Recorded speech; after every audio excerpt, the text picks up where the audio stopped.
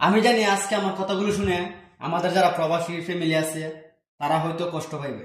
তারপরও আমাদের প্রবাসী ফ্যামিলির উদ্দেশ্যে কিছু কথা বলতে চাই। কথা হচ্ছে, আমার স্ক্রিনের মাঝে যে ছবিটা দেখতেছেন, যে বাইটার ছবি, সেই বাইটা দীর্ঘ অনেকদিন যাবৎ প্রবাস জীবন করতেছে, দীর্ঘ 4-5-6 বছর যাবৎ প্রবাস জীবন করতেছে।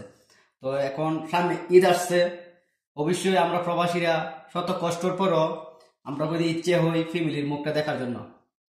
আমরা তো ফ্যামিলি সুখের জন্য আসছি, তাহলে কেন ফ্যামিলি আমাদের সুখটা দেখবে না?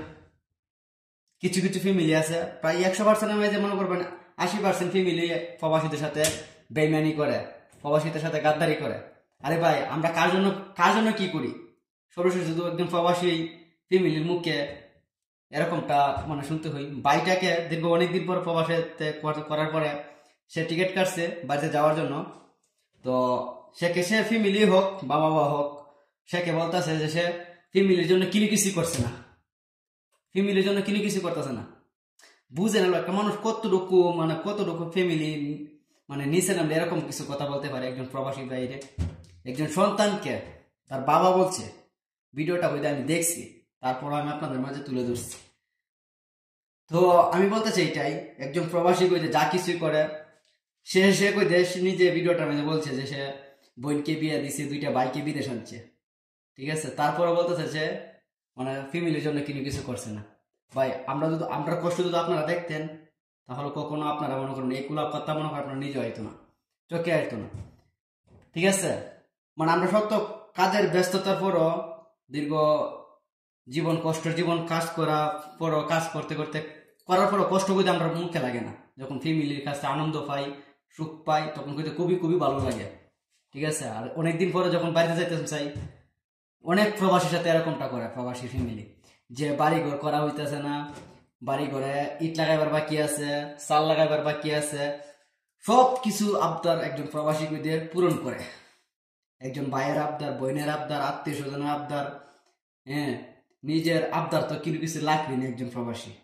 তারপরে একজন প্রবাসীর সাথে এরকম করে। তো আমি উদ্দেশ্যে একটি কথা বলতে চাই আপনাদেরকে, আমরা প্রবাসী ফ্যামিলি যারা আছেন, কখন আপনারা একটা জিনিস ভাইবা দেখেন, একটা প্রবাসী কইতে অনেক কষ্ট সুখ নিয়ে কইতে এই প্রবাস জীবন কাটাইতেছে শুধু আপনাদের জন্যই, ঠিক আছে।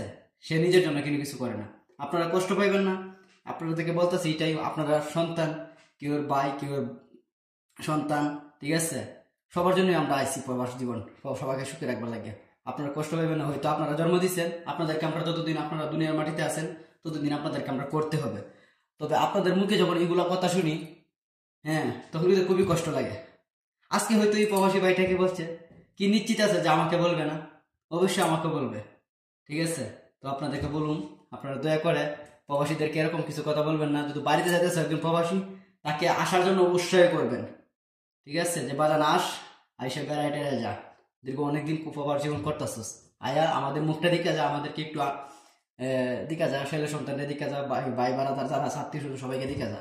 এটা না বলে কিছু কিছু প্রবাসী ফ্যামিলি আছে বিভিন্ন ধরনের ডিপ্রেশন দিব থাকে, সে কিছু করছে না, সে কি করছে প্রবাস জীবনে, কি তুই কি করছো, বিভিন্ন ডিপ্রেশন দেয়। তখন একটা প্রবাসীর মনে কতটুকু কষ্ট যায়। ঠিকই এই বাইটার মতো এই বাইটার এই কষ্টটা গেছে। আজকে হয়তো এই বাইটা করছে, কালকে আপনাকে করবে, কালকে আমাকে করবে। এরকম ভাবেই একজন প্রবাসীকে অসম্মানী করে ওই যে ফ্যামিলি। তাই ফ্যামিলির উদ্দেশ্যে বলতে চাই, আপনারা দয়া করে এরকম কিছু করেন না। সবাই ভালো থাকবেন, সুস্থ থাকবেন।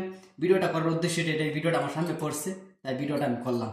আল্লাহ হাফেজ। আমি একজন প্রবাসী, সবাই ভালো